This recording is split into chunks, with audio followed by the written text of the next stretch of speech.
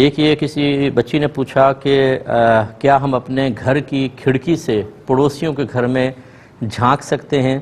تاکہ ہم دیکھیں کہ کون آ رہا ہے کون جا رہا ہے اور ان کی فیملی کیسی ہے، یہ کیسا ہے؟ دیکھیں یہ بالکل ناجائز اور سخت گناہ ہے، کیونکہ نبی کریم صلی اللہ علیہ وسلم نے اس چیز کو شدید ناپسند فرمایا کہ کوئی دروازے سے جھانک کر اندر دیکھے۔ ایک شخص نے اسی طرح دیکھا تو نبی کریم صلی اللہ علیہ وسلم کے ہاتھ میں کنگھی تھی، آپ نے اس کی طرف یوں کنگھی کی تو وہ پیچھے ہٹا۔ رحمت کونین صلی اللہ علیہ وسلم نے اس سے فرمایا کہ یہ دروازہ بجانے کا حکم نگاہوں کی حفاظت کے لیے ہی تو ہے، تو یہ ہو سکتا ہے کہ آپ جھانکیں اور دیکھیں کوئی کیسی حالت میں ہو، کوئی کیسی حالت میں، تو اس طرح کسی کی اجازت کے بغیر اس کے گھر میں جھانکنا، بلکہ ایسی جگہ کھڑا ہونا کہ خامخواہ اس کے گھر میں صحن میں یا بعض اوقات واش روم باتھ روم وغیرہ باہر صحن کے اندر بنے ہوتے ہیں بعضوں کے، تو وہ نظر آ رہا ہے کون اندر جا رہا ہے کون جا رہا ہے، یہ بالکل غلط چیز ہے۔ اللہ تعالیٰ کی بارگاہ میں توبہ کرنی چاہیے اور آئندہ اس فعل سے اجتناب کرنا لازم ہے۔ ایک یہ پوچھا تھا کہ کیا نیک مردہ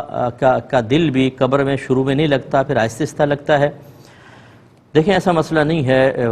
ہم لوگ موت کو بہت ہی زیادہ عجیب و غریب، چونکہ ہم نے چند باتیں سنی ہوتی ہیں عذابات کے بارے میں اور دیگر چیزوں کے بارے میں، تو ہم سمجھتے ہیں شاید مرنے کے بعد بہت ہی سخت معاملات ہیں۔ ایسا نہیں ہوتا۔ جو نیک آدمی ہوتا ہے وہ تو اپنی موت کے وقت ہی اللہ تعالیٰ چونکہ پردے ہٹا دیتا ہے، وہ حضرت ملک الموت علیہ السلام کو بڑی خوبصورت شکل میں دیکھتا ہے، پھر جنتی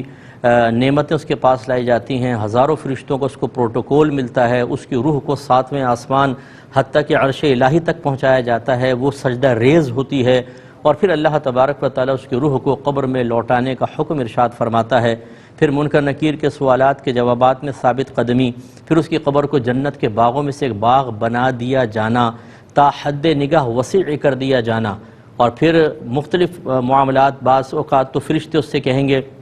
کہ تم سو جاؤ، جیسے دلہن شادی کی پہلی رات سوتی ہے، تو وہ سو جائے گا، اور پھر جب قیامت قائم ہوگی تو اس وقت اس کی آنکھ کھلے گی، وہ آنکھیں ملتا ہوا اٹھے گا، اس کو اٹھایا جائے گا، جب تو وہ سمجھے گا کہ شاید ابھی تھوڑی دیر کے لیے میں سویا ہوں۔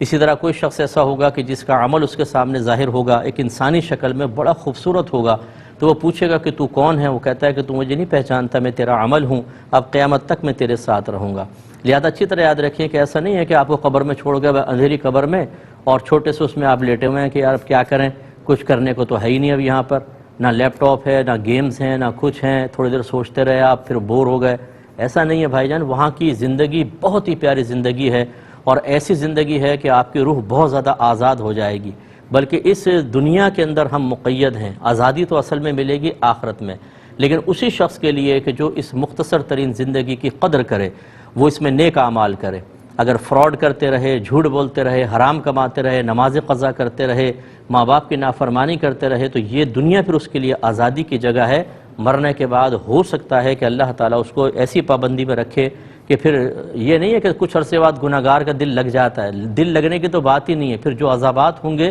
وہ تو دل لگنے ہی نہیں دیں گے۔ اللہ تعالیٰ ہم سب کو اس سے محفوظ فرمائے۔